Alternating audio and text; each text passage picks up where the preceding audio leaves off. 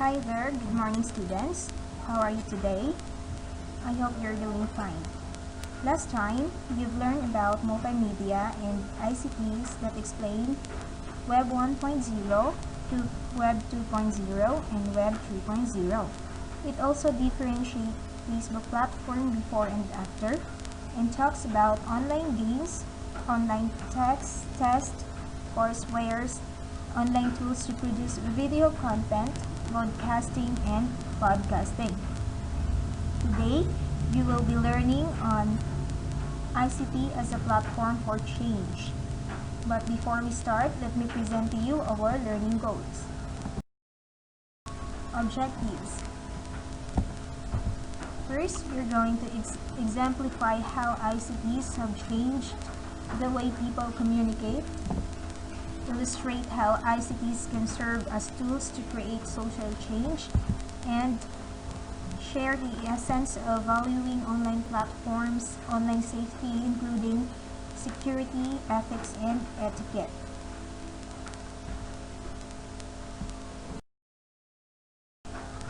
Now let us begin with knowing the definition of advocacy, or what is an advocacy. It is a process of supporting and enabling people to express their views and concerns, access information and services, defend and promote their rights and responsibilities. So, when we say an advocacy, it is the act of speaking on the behalf or in support of another person, place, or thing. An example of an advocacy is a non-profit organization that works to help women of domestic abuse who feel too afraid to speak for themselves. Meaning, advocacy seeks to ensure that all people in society are able to have their voice heard on issues that are important to them, protect and promote their rights. So that is advocacy all about. The power of social media. Now let us know the power of social media by answering the following question. First, what advantages does the creation of social media offer citizens of developing nations? So the social media helps developing countries to be more visible to the rest of the world. On platforms such as YouTube, Facebook, Twitter, Instagram, and Tumblr, they all provide a voice and insight into what's happening. The awareness brings developed countries to offer humanitarian aid, funding, and media support. The social media can be a driver for social and political change. Let us proceed to another question. Should the international policymakers and organizations concerned with economic development and human rights embrace social media as a tool for achieving those ends? Well, Internet-related government policy, corporate decisions, and technical development choices influence the extent to which the Internet supports or challenges fundamental human rights. Internet access is growing steadily across the world, entrenching the Internet in every aspect of our lives. For more than 3 billion people who have online access, the Internet directly impacts their ability to access news and information, political speech, religion and culture, markets and trade, and libraries of knowledge. It is important to sustain and grow access as ever more people connect online every day, and to do so in a way that supports human rights. Now, how should the social media fit into the broader context of ICTs? Nowadays, the information and communication technologies has spread extensively in everyday life in an unprecedented way. With the immersive invasion of Internet as well as smartphones, applications, and digital social networking, people become more socially connected through virtual spaces instead of meeting in physical public spaces. Social media and digital technologies surround everyday life of urban city dwellers. Contacting with friends, organizing meetings, buying things, and much more daily activities are happening now online. So the new media and information technologies have impact on many aspects of everyday life in work, home, or leisure.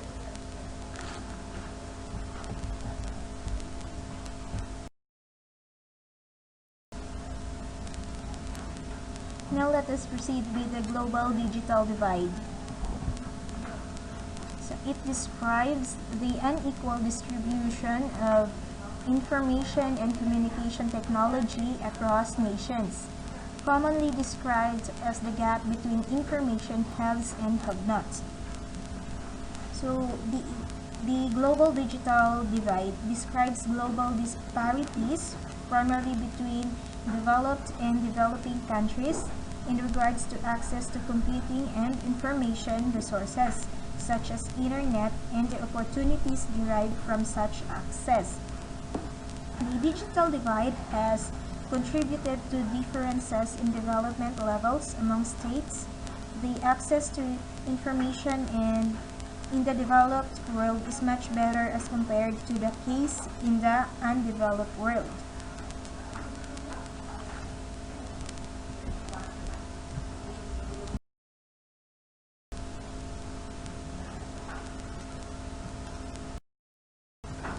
Now let us proceed with the role of ICT in the recent history. So the ICT plays an important role as it becomes part of such Philippine historical event, the EDSA, the People Power Revolution. A major protest that took place along EDSA from February 22 to 25, 1986, involving 2 million Filipinos from different sectors. Cardinal Sin encouraged the Filipinos to help end the regime of the former President Ferdinand Marcos through Radio Veritas, which helped change the course history. ICT played a vital role in the EDSA People Power Revolution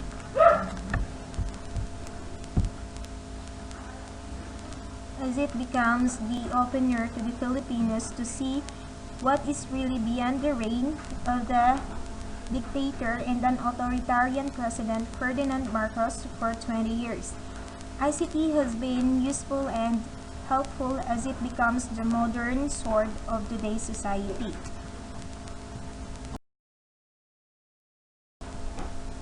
Next is the EDSA dose. It also known as 2001 EDSA Revolution happened during January 17 to 21 in 2001. It was fueled after 11 prosecutors of then President Joseph Estrada walked out of the impeachment trial. As a result, the people in EDSA grew over the course of the few days through text brigades. The People Power too was empowered by new forest of ICTs. It acts as an instrument during the revolution.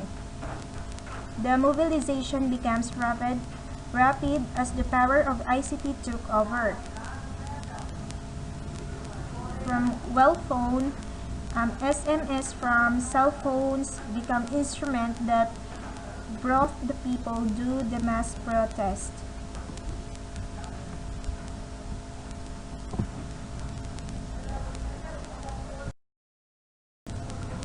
Let us proceed with the super typhoon Yolanda. The Yolanda People Finder. Recent storms in the Philippines gave birth to the People Finder database powered by Google. During Typhoon Yolanda, the People Finder was a vital tool for people across the globe to track the situation of their relatives.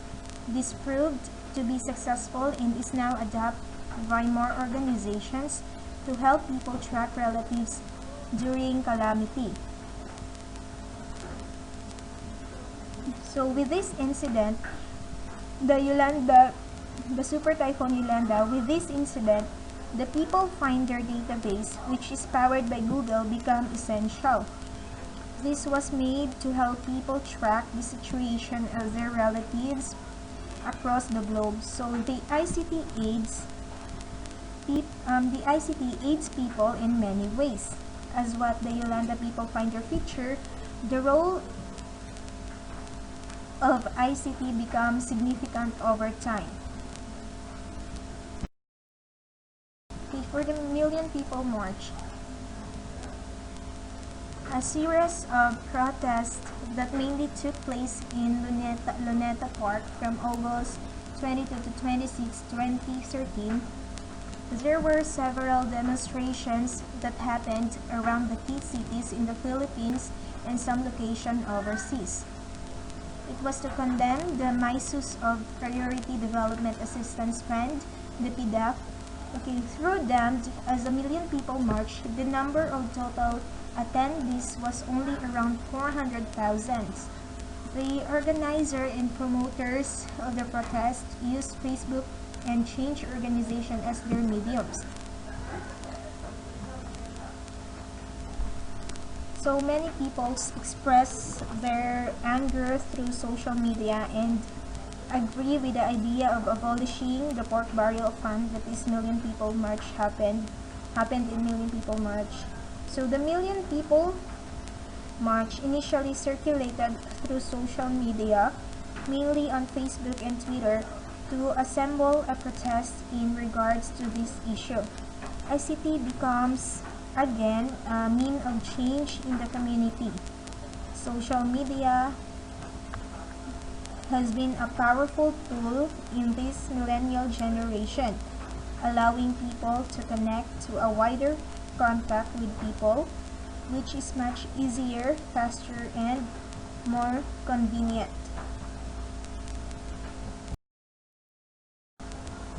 ICT is a medium for advocacy.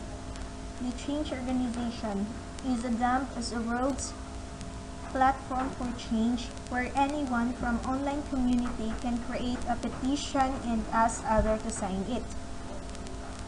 It gives access to more people by allowing the online community to affix their digital signature on a petition. Its mission is to help people from around the world create the change they want to see. Sample petition raise where economic problems, criminal injustice, abuse of human rights, lack of education, environmental concerns, animal abuse, human health concerns, and world hunger. So ICT can be a medium for advocacy in many ways by creating blogs that relates to any issues in our country and any platforms to let other people know of the real possibilities that might happen in our society.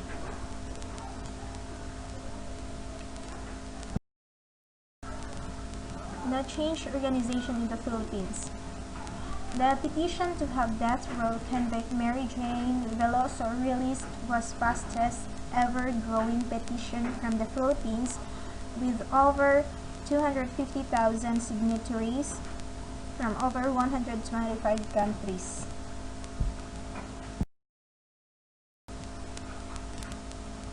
So what is digital citizenship? It refers to the utilization of information technology, the IT, in order to engage in society, politics, and government. K. Mossberger et al. Defined digital citizens as those who use the internet regularly is effective. So the digital citizenship is about confident and positive engagement with digital technologies. This refers to a person who has the knowledge and skills to effectively use digital technologies to communicate with others, participate in society, and create and consume digital content.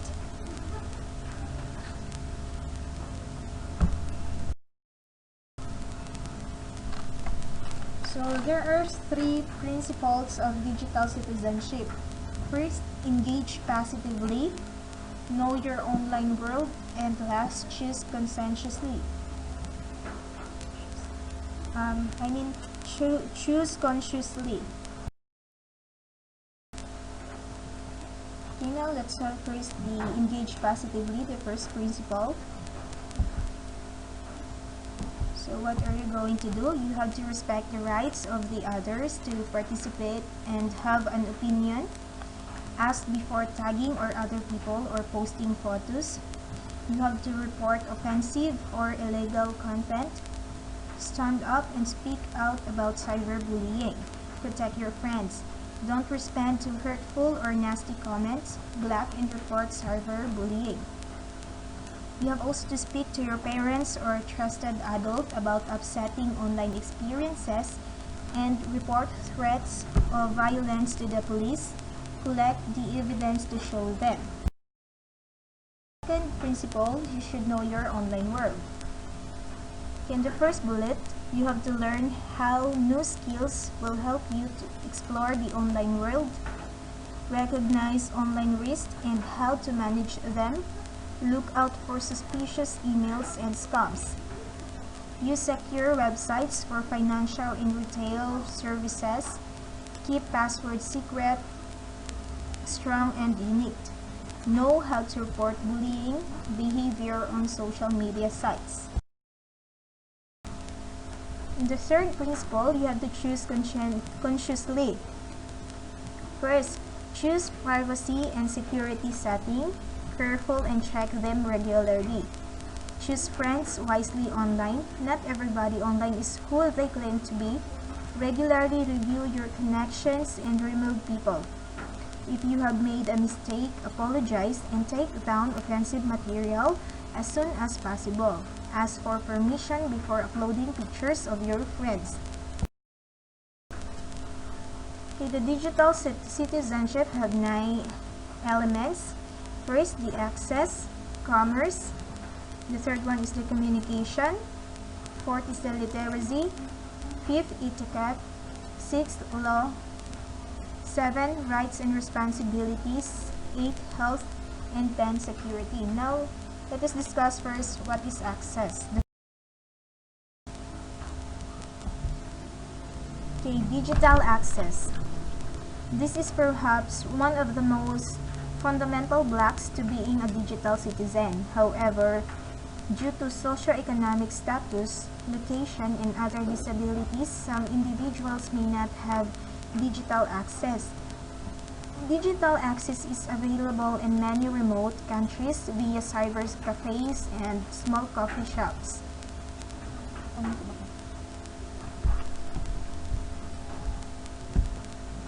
So, the digital access is about the equitable distribution of technologies and online resources. Teachers and administrators need to be aware of their community and who may or may not have access not only in school but at home as well.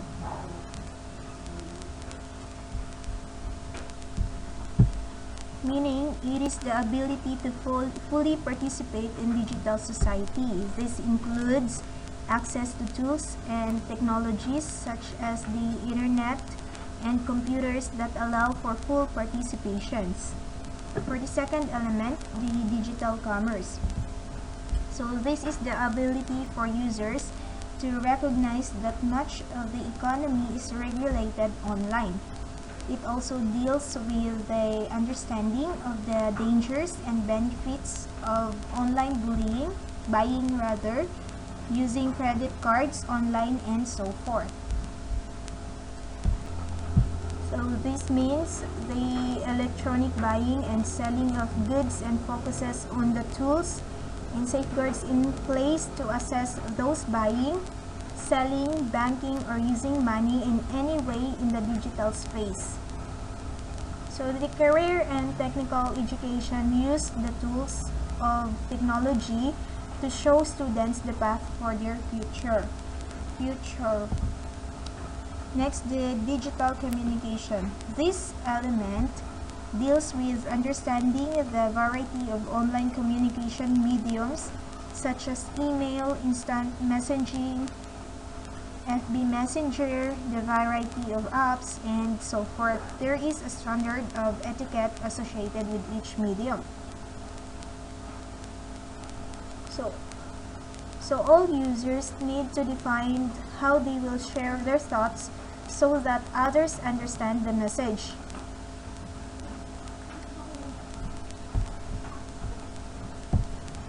So in other words, the digital communication is an electronic exchange of information. The digital literacy. This deals with the understanding of how to use various digital devices. It is ability and knowledge needed to learn and teach using technology tools. So it is the process of teaching and learning about technology and the use of technology.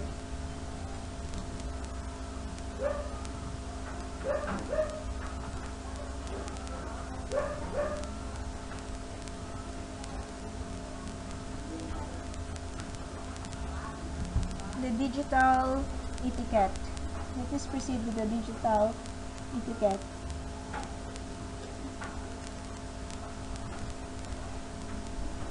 This is the expectation that various mediums require a variety of etiquette. Certain mediums demand more appropriate behavior and language than others. Meaning, an electronic standards of conduct or procedure. This is it has to do with the process of thinking about others when using digital devices.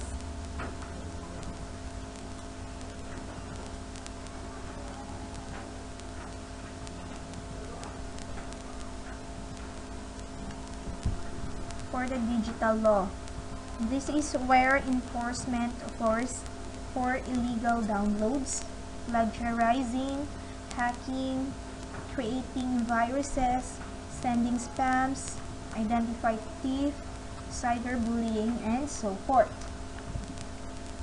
So the digital law, it is an electronic responsibility for actions and deeds. And has to do with the creation of rules and policy that address issues related to online world. So just as in the real world, the online world has had to create structure to protect those using this digital device from harm.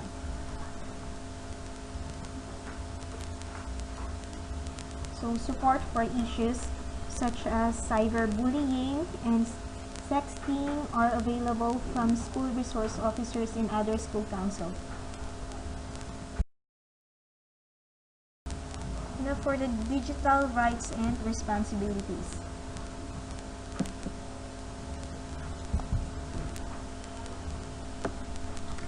This is the set of rights that digital citizens have, such as privacy, speech, and so forth.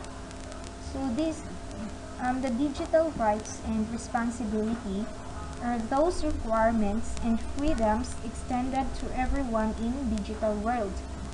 This area of digital citizenship is about helping students understand that when they are provided opportunities such as the access to the internet and use of online products, they need to be diligent in helping others as well, such as informing adults of potential problems. Now let us proceed with digital health and wellness.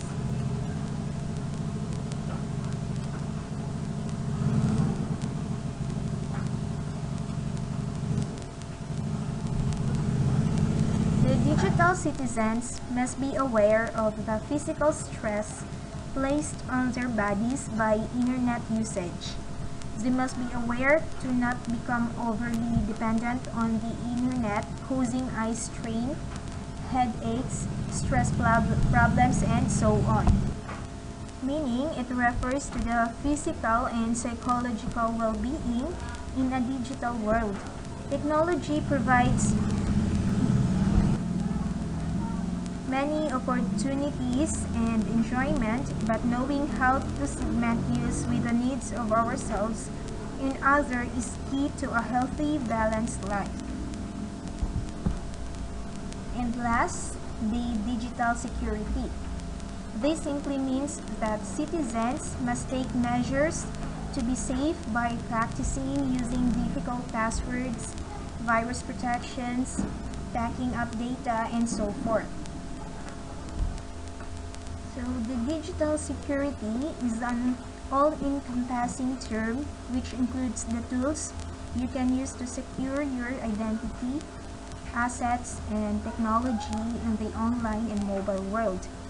These tools you can use to protect your identity include antivirus software, web services, biometrics, and secure personal devices you carry with you every day.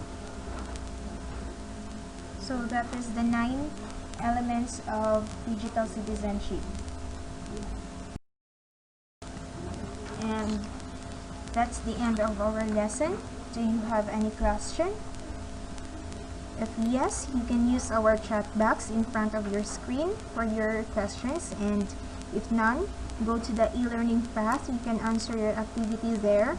Go to the e-learning site of the www.gaitf.com, and if you have any questions or clarification with regards to your activity, you can contact me with this number, 0908-5090-244. You can message or call me anytime. Thank you for listening, and God bless everyone.